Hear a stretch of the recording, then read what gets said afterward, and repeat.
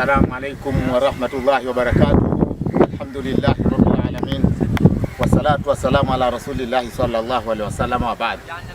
Ndugu yangu, kama nilivyokueleza katika kipindi kilichopita kwamba nitarudi katika hii chaneli hii ya KR TV 255 ili tuweza kuzungumza ni namna gani chaneli ambayo inaweza ikakuonyesha viumbe wenye kuonekana na wasioonekana. Ndugu yangu, kama tulivyoweza kusema awali, huku katika hii hifadhi yetu, ibada zetu huku tunakozifanyia ibada, maana yake kufa ni ibada na ni kitu cha wajibu na ni lazima. Lakini huku sio sehemu ya kuchezea, pana makao ya viumbe wasioonekana humu ndani, kwenye mtu mwenye macho mwenye macho ya kuangalia humu kuna viumbe wasioonekana. Humu ndio unasikia kuna wale jini kaburi. Humu ndio unasikia kuna wale wanaitwa jini mayiti. Humu ndio unasikia makao ya wale jini wanaitwa makata, kina subiani. Wale wenye kufanya vurugu zote huko nje, wao hakika yao ndio makao yao humu. Hawa viumbe walioko humu, wao wana uwezo wa kujibadilisha katika umbile lisilokuwa lao. Wanao uwezo wa kujibadilisha katika umbile lisilokuwa lao.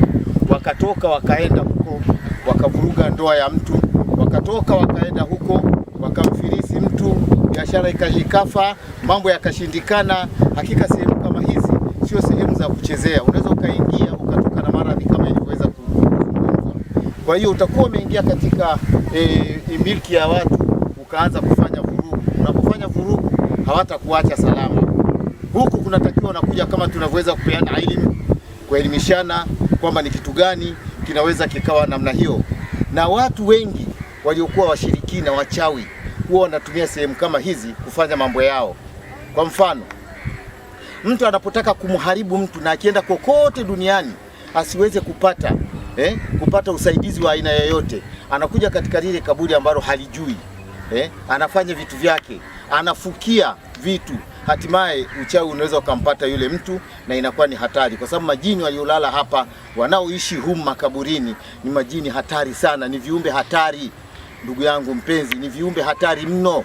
Kwa hiyo sio sehemu ya kuja na kuanza kuchezea, ni sehemu ya kuja kufanya jambo moja. Unakuja unaingia kwa dua, unatoka kwa dua, unakuja kuzika. Na baadhi ya sehemu ambazo Bwana Mtume sallallahu alaihi wasallam amesema sehemu 7 ni haramu kuongea mambo ya kidunia, mojawapo ni sehemu ya makaburi.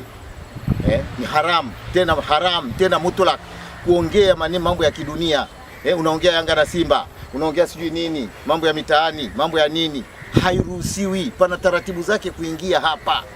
Kwa hiyo ndugu zangu, napenda tu na mimi niwashauri, niwaonye kwamba hii ni sehemu kidogo iliyokuwa nzito kwa wale viumbe wasioonekana.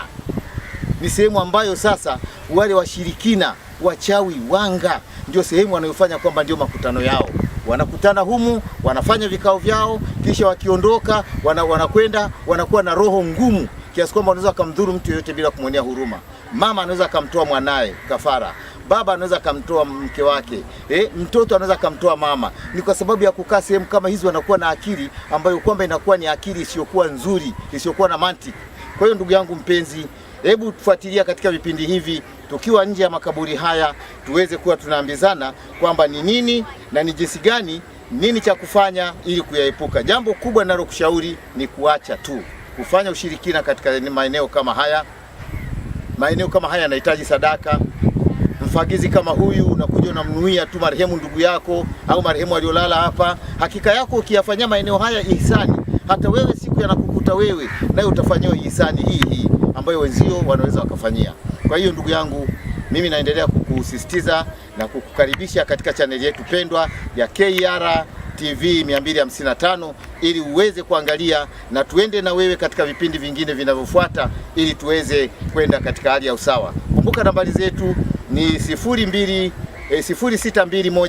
78 30 30.